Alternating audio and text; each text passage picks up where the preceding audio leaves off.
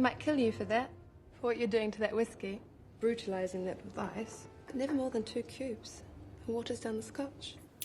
Welcome back, Whiskey Whippers and Spirit Tippers. 1-1 here again, and today we got a brand new one. This bad boy's been staring at me on the shelves from Costco for far too long, and walking through the aisles the other day, I saw they were down to their very last case, so finally had to pull the trigger and bring it home. Today we're going to be reviewing my oldest whiskey to date. Today it's going to be all about the 22-year-old Kirkland Speyside. Well, it sounds wonderful.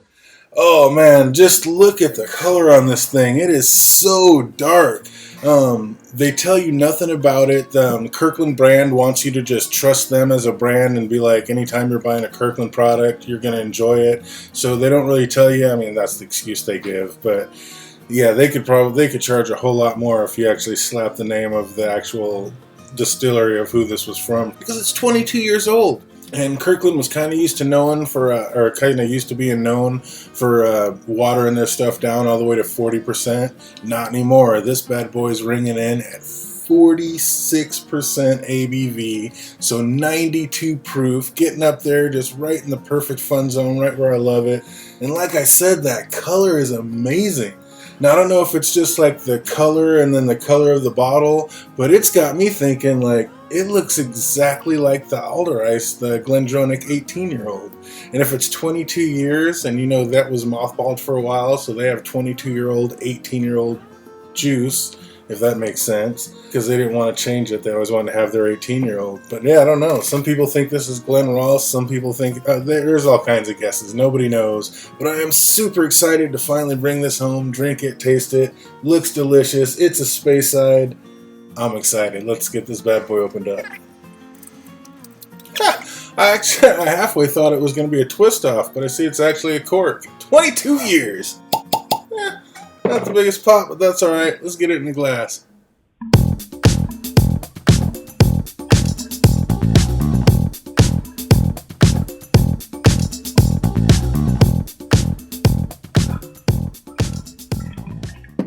Smells sweet. Smells like brown sugar. Teed or steeped brown sugar. Oh, 22 years old, 46% ABV, 92 proof, my oldest whiskey and Scotch to date. Super excited, but you know how we do it. 22 years old, so we're going to let it air out in this glass for 22 long minutes, and we'll be right back at you. Don't go anywhere. All right, that extremely long 22 minutes is up, and I am ready to get into this glass. Oh, it doesn't seem like it's changed a whole lot, and honestly, wow, I mean, it's getting like, there's some raisins and some figs in there, but this time when I just picked it up, it gave me like a Ranzacapa 23 smell. It almost gives me a little bit of a rum smell with just a tiny, like a little twist of lemon on the back, like a little bitterness on the back end of it. Yeah, it's funny, it's more like a sweet sugar and like a sweet brown sugar and raisins up front with a little lemon twist on the back end of it. Oh man, it's like floral too. There's like almost like a Bed Bath & Beyond like floral incense smell on top of it. Man, this one's all over the place. Yeah, there's just like a incense smell in there. Well, I had it in my head that this just has to be a Glendronach. And on the nose and the smell, I'm going to say, since the Alder Ice, the Glendronach 18 is my absolute favorite whiskey. This is not the Alder Ice. This is not the Glendronach 18. I have never had a Glen Ross, so it can't be. It could absolutely be that, but there's no way I could tell because I've never had one. The one thing I will say is everybody seems to like this, and it seems like every 2 years it's coming out with another one. So, it had the 18, and then it had the 20, and now it's got the 22 year.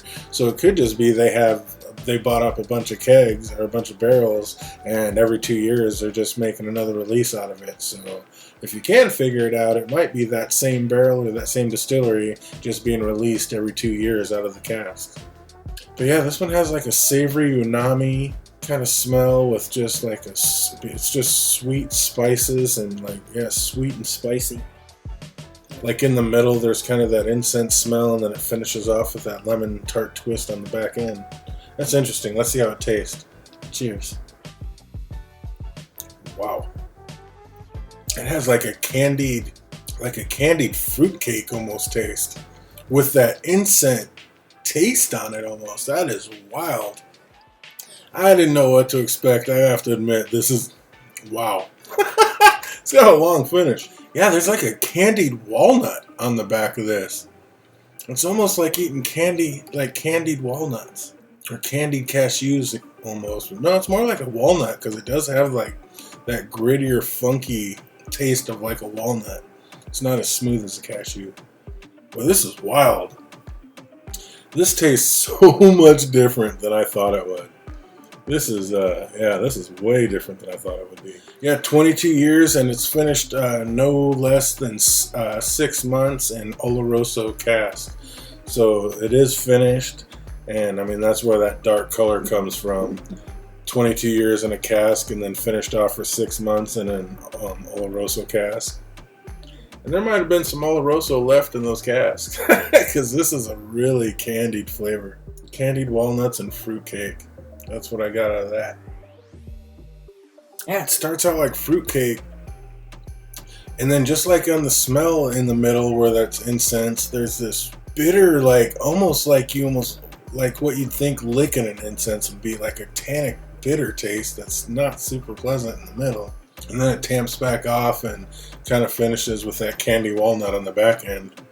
So the start and the finish are really pleasant. And you really get that candied walnuts on the very back end. But boy, right in the middle, there is just this funky, tart, just weird incense bitterness that hits that's just really strange. Let's put a little water on it and see what happens. It's starting to come through on the smell too. Now that I've had a couple drinks of it, that kind of tannic taste, it feels like I'm smelling it now. Oh, what is that? It's like prunes, like sour fruit, almost like way overripe sour fruit, or like the mustiness, like the real funkiness that was on that Jamaican plantation rum. It's almost like that funk on it. Hey, that's wild. I was not expecting that at all. Let's get some water on this thing.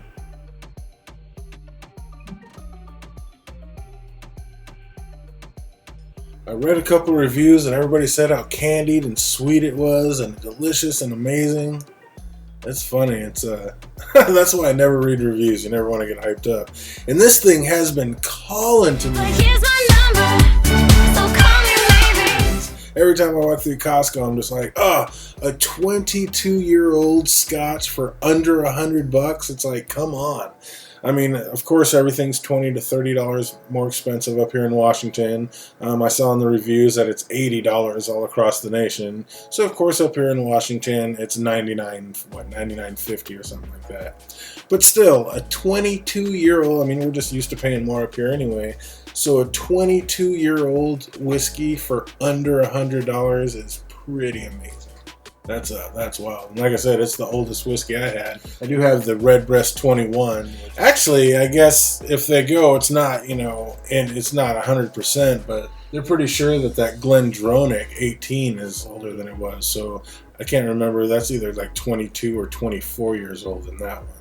And it takes it. That one's a lot more rich and complex, and the edges are a lot more smoothed out on this one. This one's a wild ride. This one for 22 years, I can't believe that the flavors aren't a little bit more harmonious. They're kind of like all over the place. Like I said, it starts here and then goes up here and then starts here, or kind of finishes here and then ends way over here. It's wild.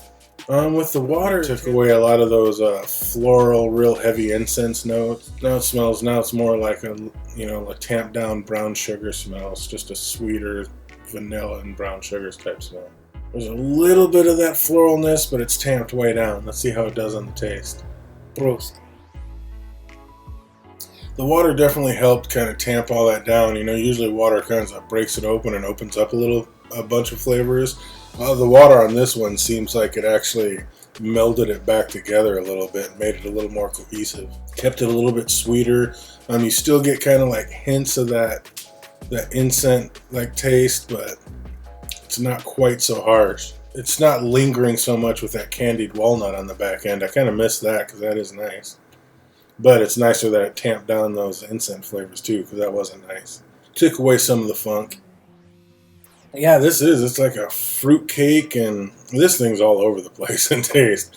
Fruit cake, overripe fruits and candied walnuts with just splashes of floral incense and sandalwood and just crazy smells and tastes kind of peppered throughout. Yeah, this is an experience. This is kind of what they call a funky adventure going down. This has got all kinds of stuff going on. Let's see how it does over some ice. Oh, is this one of those situations you get what you pay for? Oh, 22 years, but under $100. Is there a reason? Maybe it's just that flavor profile. I don't know. Let's get it over some ice and see how it does.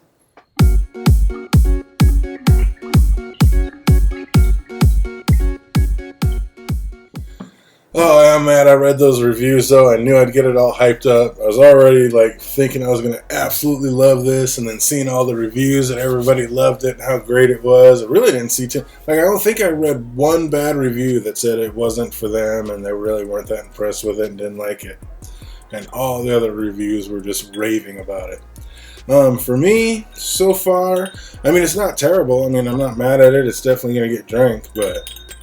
is it my favorite? I see myself reaching past this one more than I see myself reaching for it so far.